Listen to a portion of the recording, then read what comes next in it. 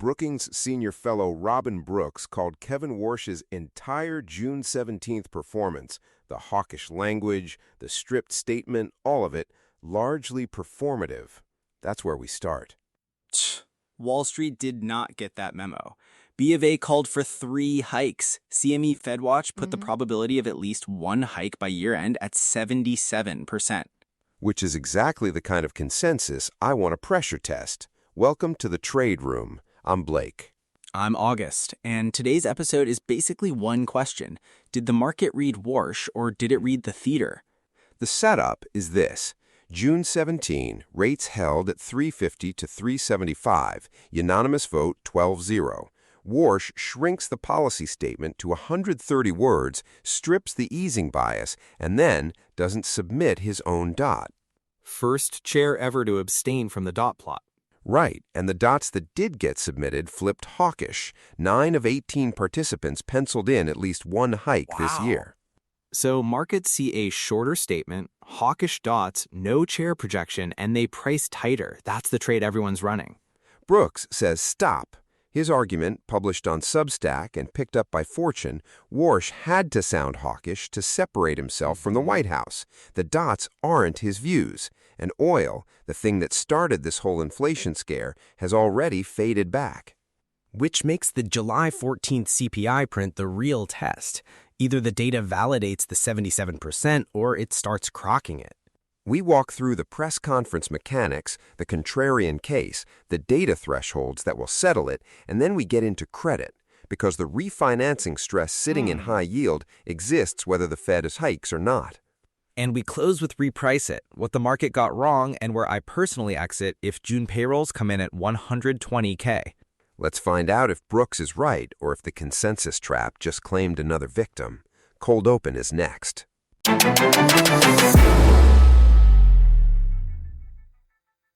The Fed chair who moved markets on June 17th didn't even submit a dot.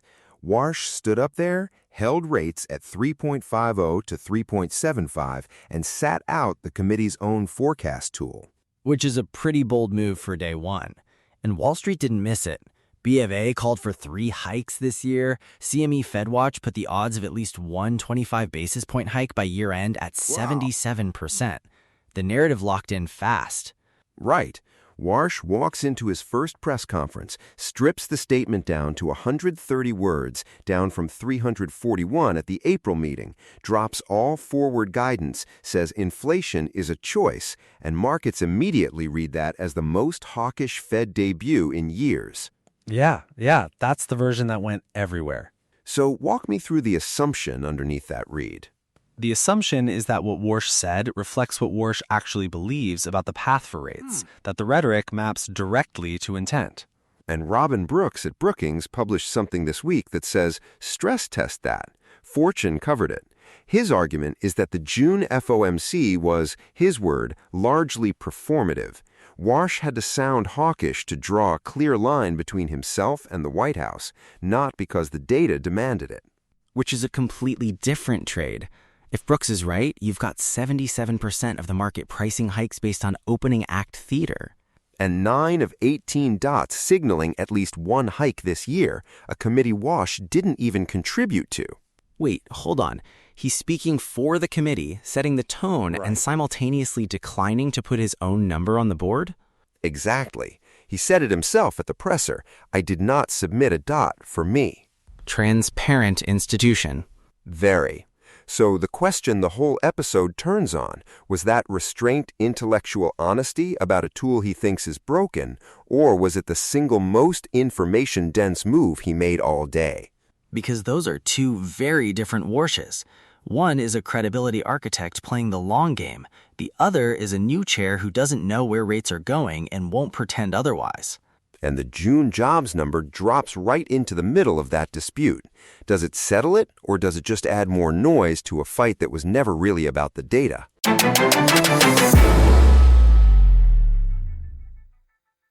So the press conference itself, walk me through the mechanics, because the statement was 130 words. Powell's were pushing 340. 130 words, the whole thing. And he called it a bit shorter, a bit simpler? That's understating it. Right. And on top of that, he stripped out forward guidance entirely. No easing bias, no directional hints. Wow. Just, we hold, here's what inflation is doing, good day. Which is a deliberate information diet. His stated view is that markets work better when they're reacting to data, not parsing Fed telegraphs. So the brevity wasn't an accident, it was the message. So what did he actually say that moved markets? Two things. He said the commitment to price stability was, and I'm reading directly from the transcript, strong, unanimous, and unambiguous. Then he added that inflation had been an important message we've missed for 5 years. That's a pointed line for a man at his first press conference as chair. Yeah, 2-year Treasury yields jumped 14 basis points by close. The dollar had its best day in nearly a year. Markets read it as tightening talk. But the dot plot is where it gets structural.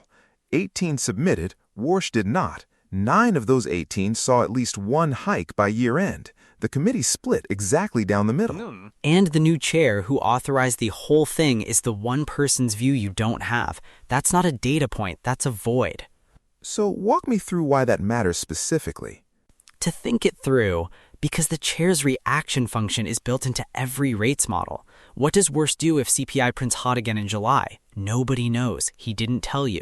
He gave you a committee split, dropped in a very emphatic press statement, and walked out. So the question is whether that omission reads as discipline, I won't prejudice the data, or as opacity. Or both, which is probably the answer he'd give you if you asked him. And the external read, Fortune ran comments from Esther George, former Kansas City Fed president, one of the most reliably hawkish OFMC voices of the last decade. Her line, plan for higher rates coming ahead. That's the institutional baseline. She watched Warsh at the Fed in 2008 through 2011. She knows what his hawkish looks like from up close. So the consensus landed on Warsh showed up hawkish. The committee split 9-9 on hikes. The statement is stripped and firm. Case closed. That's the headline version. And there are people who think that read is completely wrong. Brookings isn't alone. Citi was also skeptical. They flagged that first meetings with new chairs historically lean hawkish as a credibility play. The average sell-off in the 2-year at a new chair's first meeting, 6 basis points. June gave you 14. So either the signal was twice as strong as president, or the room overshot. That's the question Robin Brooks is actually asking. And that's exactly where we need to go next.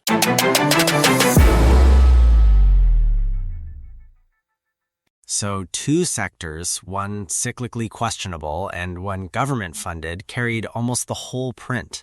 Exactly. And Indeed Hiring Lab reported the share of unemployed workers stuck without work for 27 weeks or more hit 27.5% in May. That's up from 20.4% a year ago. So the headline says 172,000. The internals are saying something different. The numbers tell a story, but the operations, the composition, tells you if it's true. And Citi Research's Andrew Hollenhorst is staring at those same internals and reaching the opposite conclusion from almost everyone on Wall Street. Walk me through his reasoning. He wrote, Fortune cited this, that data and developments point toward an economy more likely to require rate cuts than hikes.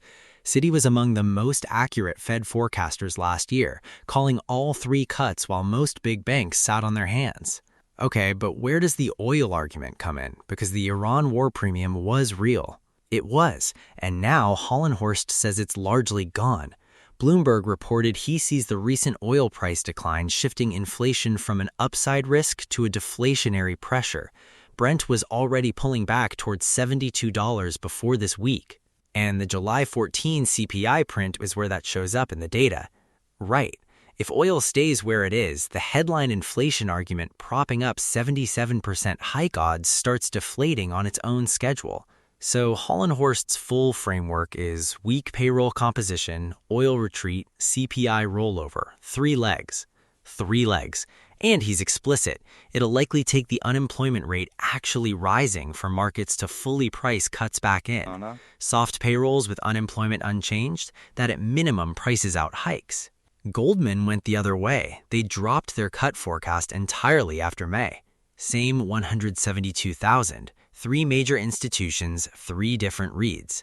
That's the stress test right there. Which brings us to the June jobs number arriving this week and what it actually needs to show for either side to win.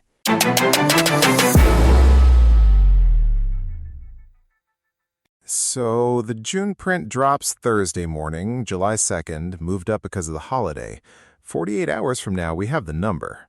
And the math on this is specific. For the hike trade to hold at 77% according to Fortune's read of CME FedWatch, you need the 3-month moving average to stay above 150,000 in wage growth at or above 0.3% month over month. Walk me through the wage piece on that.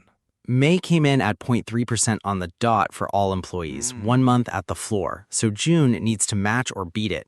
Anything softer and the October probability starts repricing.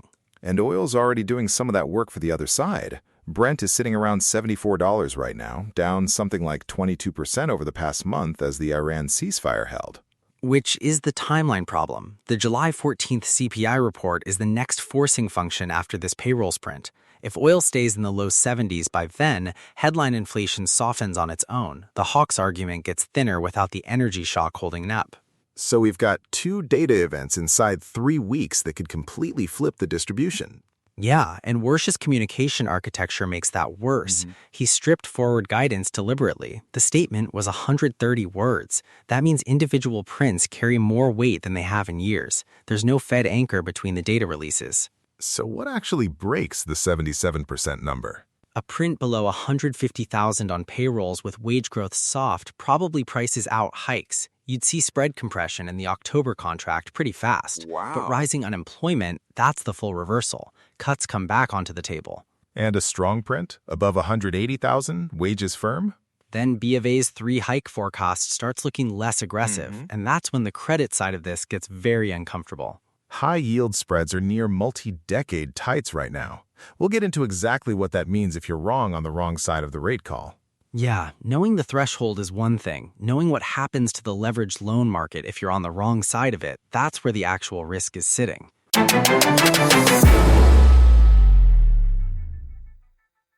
So on credit, the St. Louis Fed data has high yield spreads at 263 basis points in June, 25-year tights. Which means the market is priced for almost nothing going wrong. That's what gets me. Walk me through the math on that. Save 3 hikes land and the BOFA call is right. The 2026 to 2027 refinancing wall for lower-rated borrowers becomes a real problem. LPL Research flagged it. Zombie companies, where interest costs already exceed operating income.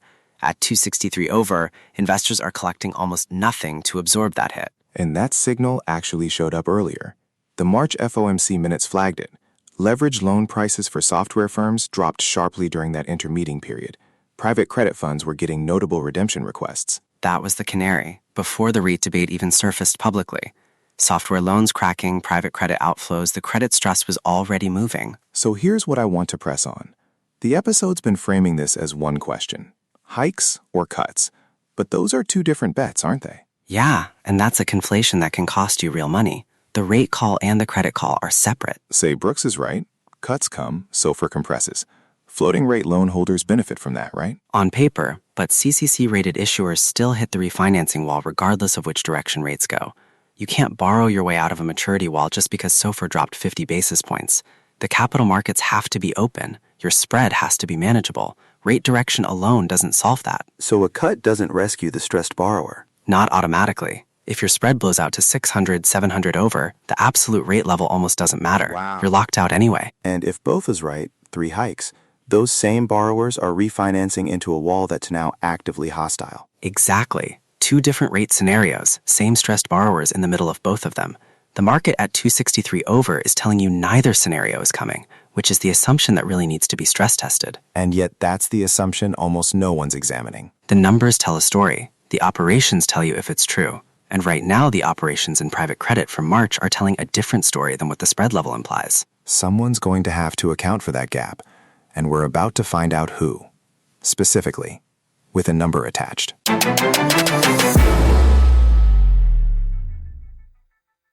Reprice It. Warsh withheld his own dot, let the statement go hawkish, and created maximum ambiguity. Markets had to fill that vacuum, and they priced in a 77% hike probability off a single press conference. And the number that built that 77%? 3 months of strong payrolls. But leisure and hospitality added 170,000 alone in May. Local government, another 52,000. Two sectors doing most of the work while finance shed 22,000 jobs. So who should have seen it? Anyone who read the composition, not the headline. That's a different picture. Completely different. Now, the accountability part.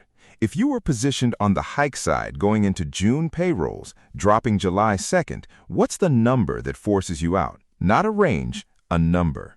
Taking a beat here, below 130,000, and I'm probably rethinking the position. Wages below 0.3% monthly, same answer. That's a range. Fair. 120,000. That's the exit. Below that, the 3-month moving average cracks and the BAFA 3 hike call, quarter point each up to 4.25 to 4.5%, loses its main support. And if you're wrong on the exit? Then you held too long on a crowded trade. Fortune flagged this. Some contrarians think payrolls weaken, inflation plunges, and the whole hawkish setup was performative from day one. The June 2 print is the answer. Everything else is just noise filling a void Warsh deliberately left open.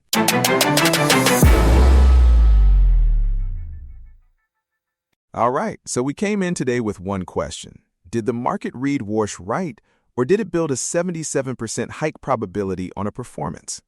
And the honest answer is, we don't know yet. The June payrolls number is the first real test. I'm pitting my exit at 120,000. That's the line. Right. And what I keep coming back to, Fortune flagged it, Brooks flagged it. The dot plot abstention didn't clarify anything. It just put every single data print on the clock. Which means the next few weeks matter a lot. July 14th CPI, June jobs. Watch those. New episode every Tuesday. If this one made you rethink the war story, send it to someone who was wrong about it. Subscribe wherever you listen. We'll be back next week. Thanks for being in the trade room. See you Tuesday.